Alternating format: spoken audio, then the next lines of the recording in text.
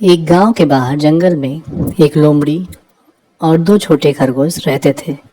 लोमड़ी अपनी चालाकी से सभी जानवरों को बहला फुसलाकर उनका शिकार किया करती थी। लोमड़ी अपनी चिकनी चुपड़ी बातों में जानवरों को फंसाती और फिर मौका मिलते ही उन्हें अपना भोजन बना लेती।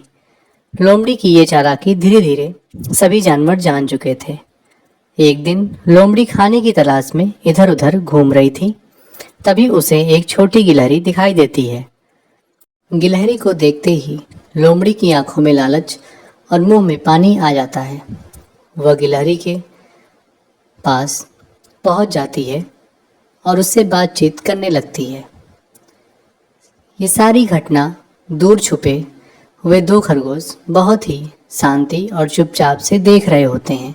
जैसे ही लोमड़ी गिलहरी को अपनी बातों में फंसाकर उसे दबोचती है, दोनों खरगोश ये देखकर डर जाते हैं और चुपचाप वहाँ से निकल जाते हैं। दोनों खरगोश ये विचार करते हैं कि अब बहुत हो गया लोमड़ी का चालाकी भरा तरीका।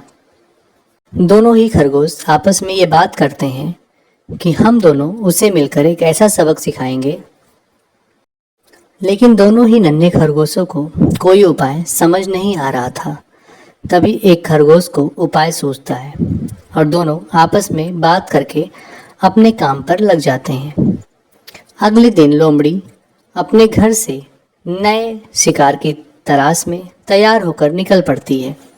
दोनों खरगोश एक पेड़ के नीचे बैठकर आपस में बातें करते रहते हैं।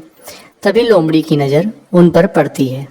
लोमड़ी की आंखों में चमक आ जाता है और लोमड़ी दोनों खरगोश के पास पहुंच जाती है। दोनों खरगोश लोमड़ी को देखकर भागने के बजाय उससे बातें करने लगते हैं। दोनों खरगोश कहते हैं कि लोमड़ी जी, आपने सुना कि ऊपर पहाड़ी वाली गुफा में एक खूबसूरत सा जानवर रहने आया है। सभी जानवर उससे मिलने उसी गुफा की तरफ जा रहे हैं। वो जानवर बहुत ही खूबसूरत और कोमल है। इतना सुनते ही लोमड़ी की आंखों में लालच आ जाता है और वह दोनों खरगोश को ये सोचकर छोड़ देती है कि मैं इन्हें तो कभी भी खा सकती हूँ।